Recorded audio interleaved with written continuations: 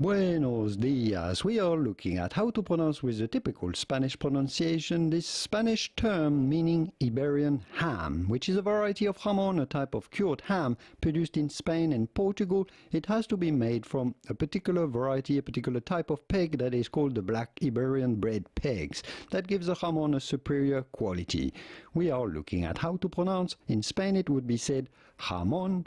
The accent on the O here means that you want to stress on the O, the second syllable, and say jamón, not jamón. Jamón Ibérico. Here again the accent means that you want to stress on the I, Ibérico. Do not say Iberico, but rather Ibérico. Jamón Ibérico. It'd be fine in English to say jamón Ibérico. Jamón Ibérico, or in Spanish, Jamón Ibérico. Here are many more videos on how to pronounce all of the delicious dishes and all of the cooking terms from Spain that you need to hear and nail the pronunciation of. Hasta luego!